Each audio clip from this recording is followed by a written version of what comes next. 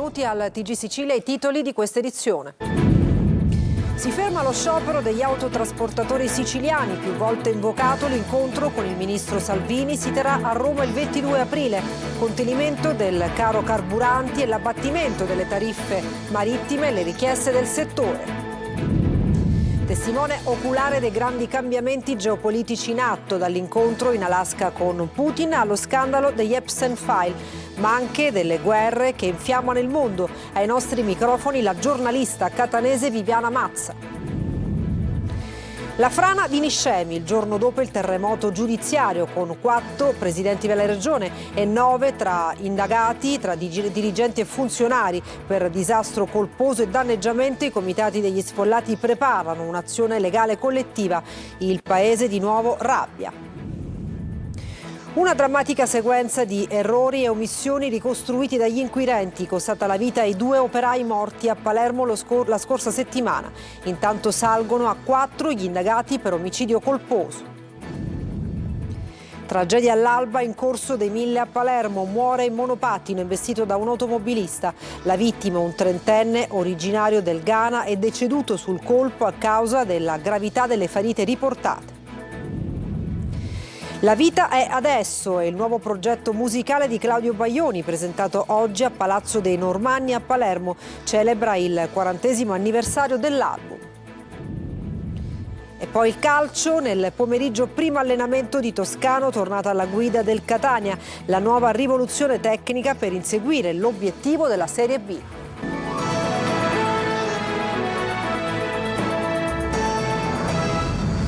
Bentrovati, il ministro Salvini ha convocato gli autotrasportatori siciliani, sciopero sospeso fino al 22 aprile, giorno in cui avverrà a Roma l'incontro. Adelaide Barbagallo. Si riaccendono i motori e il cibo torna a viaggiare verso la grande distribuzione. Si ferma lo sciopero degli autotrasportatori siciliani. Il blocco totale dei porti commerciali viene sospeso con effetto immediato, annuncia Salvatore Bella, segretario del Comitato Autotrasportatori Siciliani. Più volte invocato, si terrà infatti a Roma il 22 aprile l'incontro con il ministro delle Infrastrutture e dei Trasporti Matteo Salvini. Porteremo le nostre istanze al ministro nella speranza che vengano accettate. Quindi a partire da adesso il fermo viene revocato. Gli autotrasportatori chiedono il contenimento del caro carburanti e l'abbattimento delle tariffe marittime. Un ruolo importante nel favorire il dialogo tra istituzioni e autotrasportatori l'ha avuto Giovanni Arena, presidente di Vegè, colosso della grande distribuzione, pubblicamente ringraziato al Comitato dei Trasportatori. La sua mediazione col ministro è stata anticipata nella trasmissione Sicilia 24 Focus di Telecolor dall'amministratore delegato del gruppo Vegè. Come presidente di Gruppo Vegè e come delegato di Fedistribuzione si è attivato personalmente per ribadire che bisogna arrivare a un tavolo di concertazione. Stamattina il presidente Arena si è riferito esclusivamente alle problematiche della Sicilia. Blocco sospeso dunque sino al 22 aprile. Ora tocca al ministro Salvini fornire le garanzie richieste. E catanese la giornalista corrispondente del Corriere della Sera che ha intervistato Trump quando al telefono il presidente USA attaccava la premier Meloni. E Viviana Mazza l'ha incontrata per noi Lorena Dolci. Ma come si fa a chiamare al telefono l'uomo più potente del mondo? Attraverso quanti filtri bisogna passare? Nessuno. Cioè, ci stai dicendo che hai il suo telefono? Viviana Mazza, siciliana di 47 anni, è la giornalista che ha chiamato il presidente Trump e con quella intervista telefonica carica di accuse ha sancito la rottura di un idillio con la nostra premier Meloni.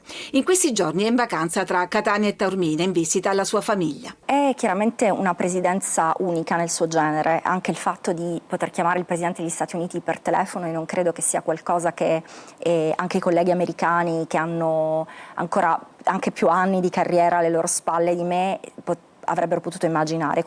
Dal 2022 Viviana segue per il Corriere della Sera i fatti americani, testimone oculare dei cambiamenti politici in atto, dagli incontri in Alaska con Putin allo scandalo degli Epstein File, alle guerre che infiammano il mondo. Per esempio il momento in cui Zelensky andò alla Casa Bianca e questa rottura questa strigliata in Mondovisione. Questa strigliata si realizzò davanti ai nostri occhi.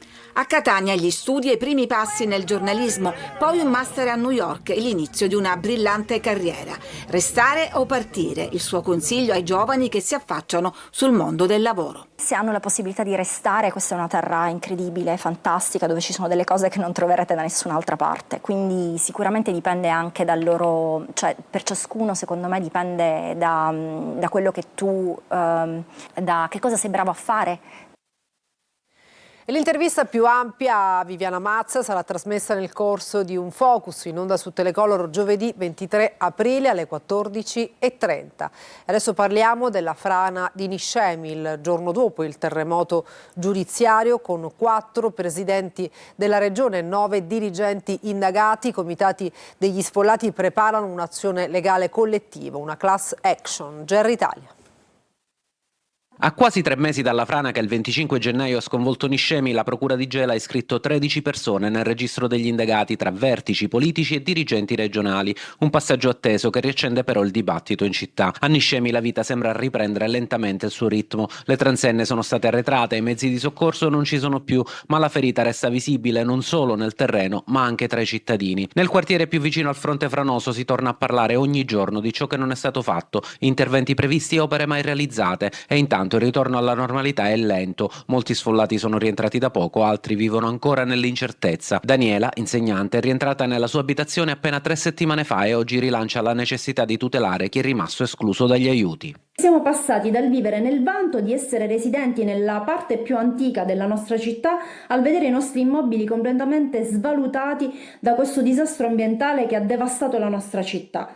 Abbiamo intenzione di promuovere una class action affinché i nostri diritti vengano tutelati e affinché i responsabili ne rispondano nelle sedi opportune. Secondo gli inquirenti, gli interventi per la mitigazione del rischio erano stati progettati e finanziati, lavori che però, stando alle indagini, non sarebbero mai stati realizzati. Una ricostruzione che alimenta la rabbia soprattutto tra commercianti e residenti che in questi mesi hanno visto le proprie attività fermarsi. Di qualcuno la colpa è e qualcuno dovrebbe assumersi le responsabilità, perché le attività e gli esercenti di Niscemi da 60 giorni vivono in uno stato di precarietà, in uno stato di economico davvero molto grave. Qui, tra le case in bilico sul pendio e i cartelli della zona rossa, resta la sensazione che la frana abbia portato alla luce una lunga storia di omissioni, una verità che ora la magistratura prova a ricostruire.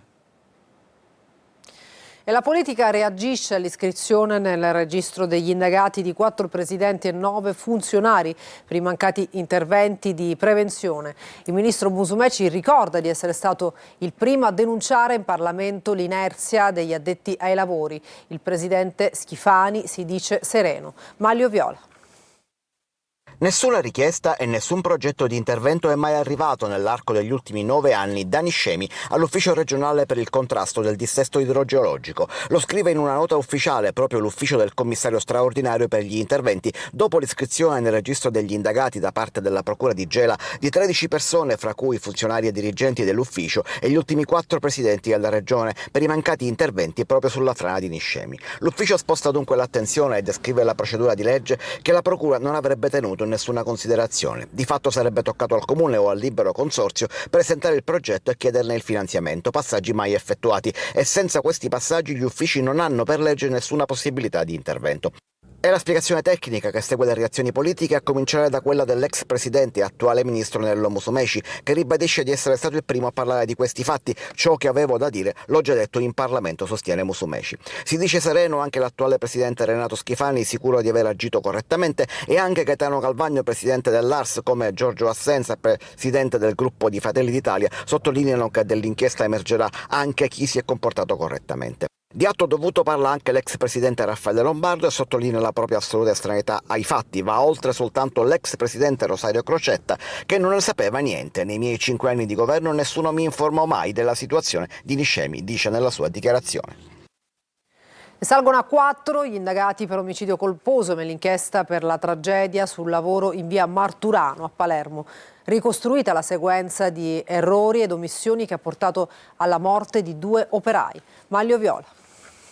Una drammatica sequenza di errori e di omissioni sarebbe alla base della tragedia di via Ruggero Marturano a Palermo, costata la vita a 2 operai precipitati con il cestello della gru su cui stavano lavorando nel sottobalcone dell'attico di un condominio. Salgono a 4 le persone indagate per omicidio colposo. Si tratta del proprietario dell'immobile che ha commissionato i lavori senza accertarsi della regolarità, del titolare dell'impresa Ediltech Salvatore Macaluso e adesso anche del titolare dell'impresa che ha affittato la gru Giovanni Agliuzza, oltre che del gruista incaricato del movimento del mezzo Vincenzo Costa. La sequenza di errori ed omissioni inizia con la mancata richiesta di apertura del cantiere che avrebbe dovuto comportare la chiusura di una porzione della strada. Continua con la lamentela del gommista sottostante davanti la quale la gru era stata posizionata e finisce con lo spostamento del mezzo troppo lontano dall'area dell'intervento. Sarebbe questo il passaggio decisivo. Il braccio della gru sarebbe stato esteso troppo e la gru stessa si sarebbe sbilanciata. Per questo il braccio avrebbe ceduto piegandosi e causando il crollo. Il mezzo è dotato di un sistema di sicurezza che dovrebbe impedire questa estensione eccessiva, ma gli avvisi sarebbero stati ignorati. I periti dovranno stabilire se il sistema sia stato addirittura manomesso. Intanto oggi sono stati celebrati i funerali della prima delle 2 vittime, l'operaio romeno di 51 anni, mentre domani dovrebbe toccare i funerali del tunisino di 41. Palermo muore in monopattino un 30enne investito e ucciso da un'automobile in Corso dei Mille, la vittima originaria del Ghana. Marco Gullà. Il silenzio dell'alba viene spezzato dal tragico impatto tra un'auto e un monopattino. Tragedia all'alba in Corso dei Mille a Palermo, un violento impatto che è costato la vita a un uomo di 30 anni. L'incidente si è verificato intorno alle 6 all'altezza di via Cilluffo, nel quartiere Guarnaschelli, coinvolgendo un monopattino elettrico e una BMW. La vittima, un 30enne originario del Ghana, è deceduta sul colpo a causa della gravità delle ferite riportate. Secondo quanto ricostruito finora dagli inquirenti, l'uomo stava percorrendo la carreggiata in direzione Villa Abate a bordo del suo monopattino. Dalla parte opposta sopraggiungeva la vettura guidata da un 20enne che stava procedendo verso il centro città.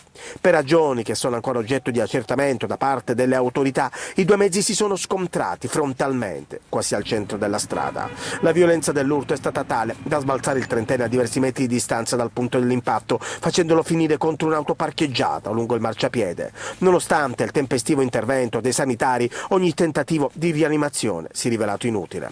Il personale medico non ha potuto fare altro che constatare il decesso. Il conducente della BMW è stato sottoposto all'alcol test che ha dato esito negativo, escludendo dunque l'ipotesi di una guida sotto effetto di sostanze alcoliche al momento del dramma. Le immagini registrate dai sistemi di sicurezza saranno fondamentali per stabilire con precisione cosa è successo. Adesso andiamo a Catania. Un grosso incendio è scoppiato nel primo pomeriggio in un palazzo di 4 piani in via Prati, nel quartiere di Picanello. Le fiamme si sono sprigionate al piano terra all'interno di un garage dove erano depositate masserizie varie. Le persone presenti nell'edificio sono state fatte evacuare con un'autoscala e affidate al personale del 118. Visibile da parecchie parti della città un'alta colonna di fumo nero. In azione diverse squadre dei vigili del fuoco, sul posto anche la polizia. E cambiamo argomento: la condanna dell'ex dirigente della polizia penitenziaria Cardamone, arrestato dopo mesi di latitanze, ha fatto emergere un quadro in cui la mafia, avvalendosi di agenti infedeli, riesce ad entrare nelle carceri siciliane. Il servizio di Emanuela Corsi. Droga, cellulari e pizzini in carcere in cambio di soldi. L'arresto di Cardamone ha fatto emergere un sistema corrotto nel quale la mafia riesce a comandare anche all'interno dei penitenziari, avvalendosi di alcuni agenti infedeli. L'ex comandante della polizia penitenziaria del carcere di Bicocca era ricercato da gennaio tra la Sicilia e la Calabria. La sua latitanza è terminata il 12 aprile in un appartamento di Librino, nel viale Nitta. Condannato in via definitiva a 10 anni di reclusione per corruzione e concorso esterno all'associazione mafiosa, Giuliano Gerardo Cardamone, durante gli anni di servizio nella polizia penitenziaria, avrebbe favorito il clan catanese Laudani. Aveva messo in piedi un sistema illecito che vedeva da un lato agenti penitenziari corrotti, dall'altro detenuti, spesso affiliati alle cosche, che ottenevano in carcere droga, alcol, cellulari, ma anche alimenti in cambio di soldi. La vicenda risale al 2014, quando Cardamone è finito in un'inchiesta antimafia che aveva portato all'arresto di alcuni poliziotti penitenziari, ed è terminata a dicembre 2025 2005 con la condanna definitiva dell'ex funzionario. L'uomo, oggi 70enne, originario del Catanzarese, si era reso immediatamente irreperibile. Le ricerche erano state estese anche in Calabria, ma avevano ottenuto sempre esito negativo, tanto che la procura aveva richiesto e ottenuto la dichiarazione di latitanza. Dopo aver monitorato approfonditamente i movimenti dei familiari, la polizia ha individuato nel viale Nitta a Librino lo stabile dove l'ex funzionario si nascondeva.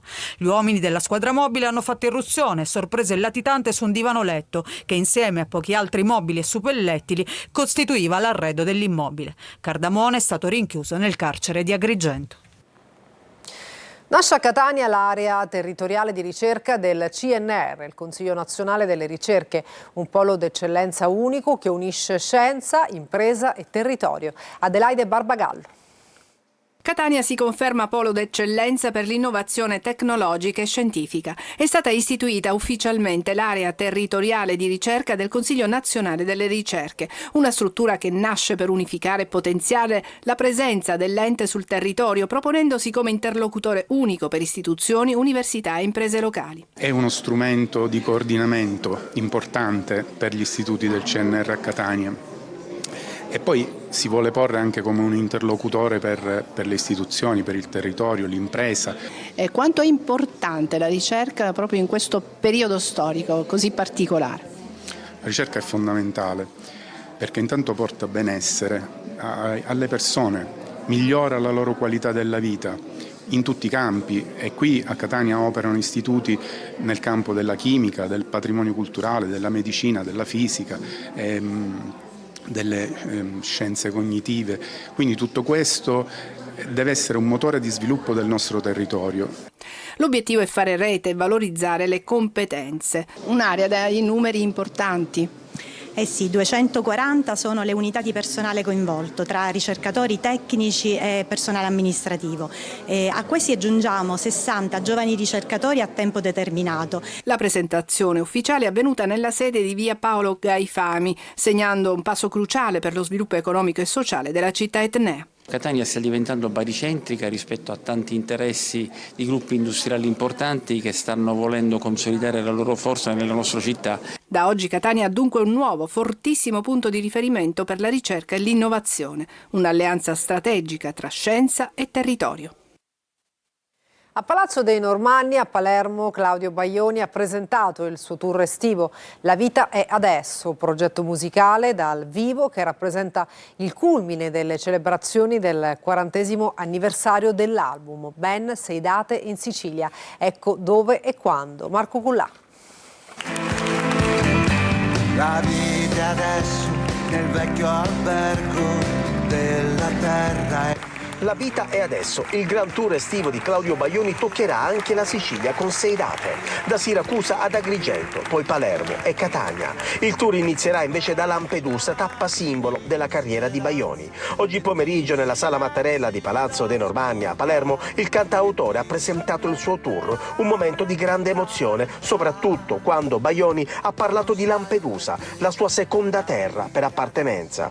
Anche oggi guardando la forma geografica della Sicilia, dicevo, vedi che sembra Lampedusa ma molto più grande. E però mi fa veramente piacere, grazie a te. Baglioni, che ha anche incontrato nell'occasione gli studenti dell'Accademia delle Belle Arti, ha poi parlato della Sicilia, della sua bellezza, dei suoi colori. Ci tenevo a farlo proprio nei luoghi della bellezza. Allora la parola bellezza noi la nominiamo tantissimo, ma molte volte sembra qualcosa che sia laggiù, lontano, o che sia un mondo, un universo, una categoria. La Sicilia è un territorio unico, credo che non ci sia al mondo una cosa, un luogo, una zona, un posto dove si radunano così tante specialità. Le date siciliane: il 23 e il 24 luglio al Teatro Greco di Siracusa, il 26 luglio alla Live Arena di Agrigento, il 28 luglio al Teatro di Verdura di Palermo e il 31 luglio e l'1 agosto al Teatro Antico di Taormina. E adesso una breve pausa, tra poco le ultime sul calcio Catania, non mancate.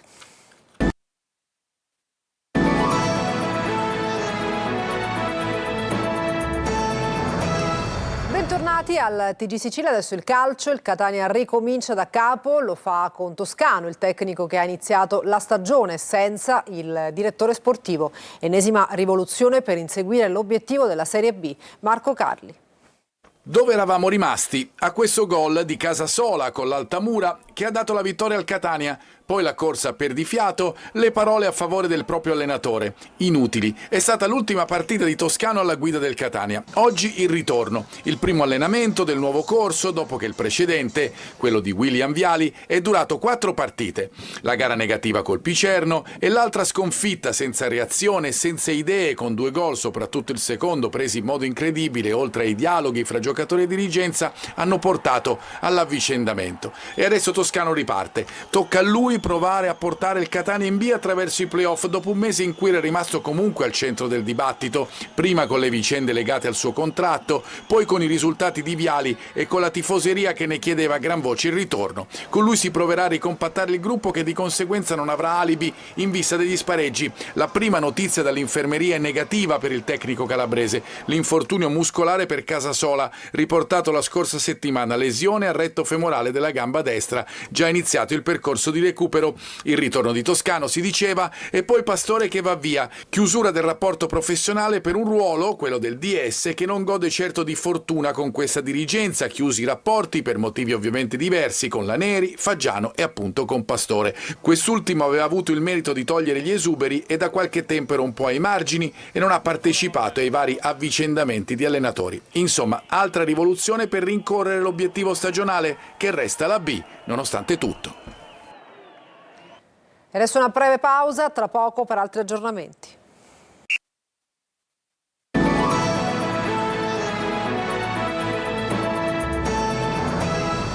In questa edizione nessun altro aggiornamento, grazie per averci seguito e buona serata.